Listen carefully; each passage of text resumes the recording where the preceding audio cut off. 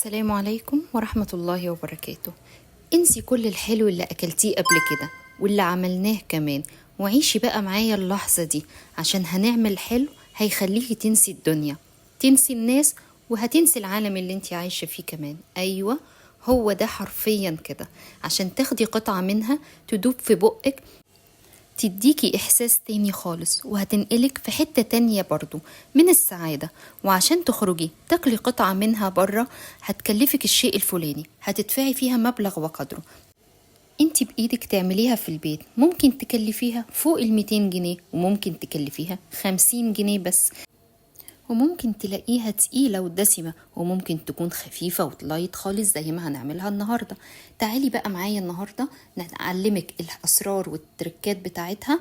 بس قبل ما نبدأ، لو لسه جديدة معايا اعملي لايك للفيديو واشتراك في القناة عشان يوصلك كل جديد إن شاء الله. ونقول بسم الله الرحمن الرحيم.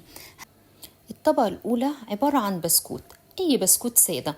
البسكوت ده لو مذاقه مسكر يبقى مش هنحتاج معاه سكر بودر، هيبقى بسكوت وبس. طيب لو هو سادة مش مسكر، يبقى في الحالة دي هنحط معاه معلقة أو معلقتين سكر بودر.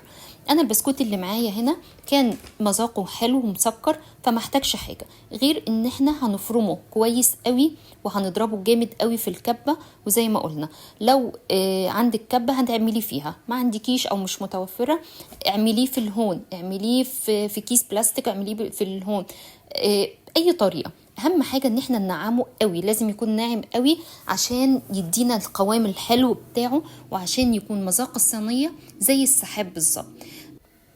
وهنضيف له بقى هنا معلقتين زبدة. هنضيف الزبدة ملهاش مقدار، معلقتين في معلقتين، ولازم تكون بحرارة الغرفة، يعني ما هياش سخنة. وهنضربها معاه في الكبة. لو فضل مفرول كده لا، يبقى نضرب تاني ونضيف زبدة تاني لحد ما الاقي قوامه بدأ يبقى متماسك، واقدر اشكله بايدي، اعمله كورة كده الاقيها فعلا بيتعمل. في الحالة دي يبقى كده البسكوت كده جاهز معايا. ودي الطبقة الاولى، بنفردها في الصينية، صينية بايركس، صينية التشيز كيك اللي هي بتتفتح.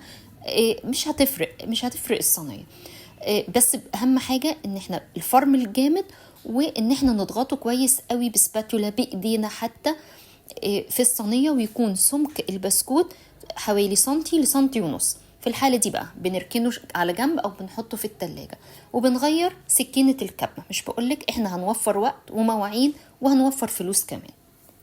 هنستعمل سكينة الخفق، هنحط 5 معالق كريم شانتي. والكريم شانتي لو هو محلى بتحطيه من غير سكر، لو هو مش محلى بتضيفي له سكر بودر، يعني على حسب اللي انت جايباه.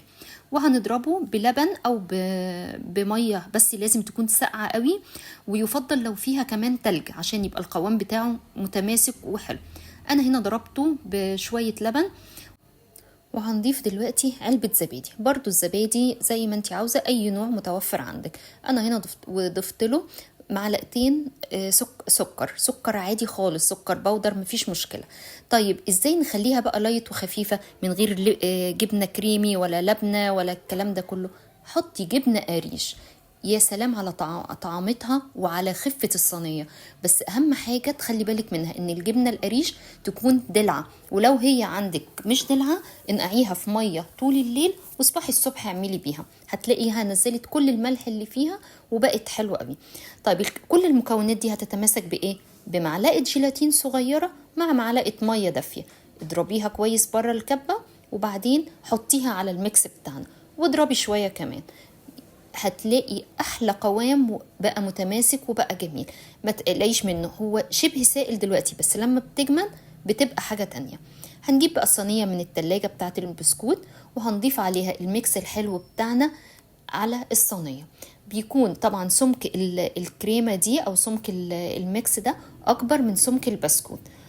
ظبطيه كويس بالسباتولا، اهم حاجه يكون املس كده متساوي، خبطتين كده بسيطه على الرخامه عشان يبقى سطحه مستوي.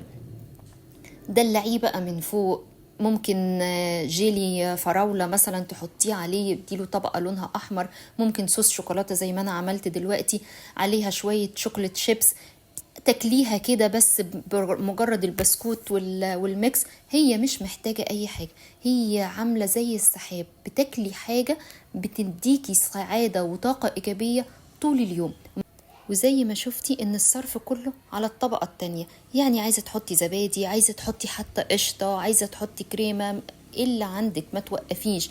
اهم حاجة ان انتي تعمليها وتاكليها وتدوبي معاها وتنسي كل حاجة، وما كلفتكيش اي حاجة.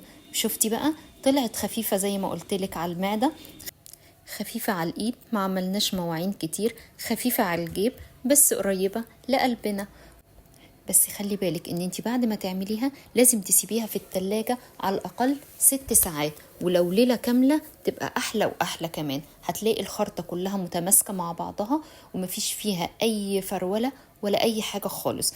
وطلعيها بقى، قطعيها، قدميها في عيد ميلاد، قدام ضيوفك، لولادك، هتشرفك في اي مناسبة. ولو عجبك الفيديو وعجبك التشيز كيك، لايك بقى للفيديو ولايك للقناة واشتراك عشان يوصلك كل جديد ان شاء الله قبل اي حد. والف هنا على قلبكم، انتظريني بقى في الفيديو الجاي ان شاء الله.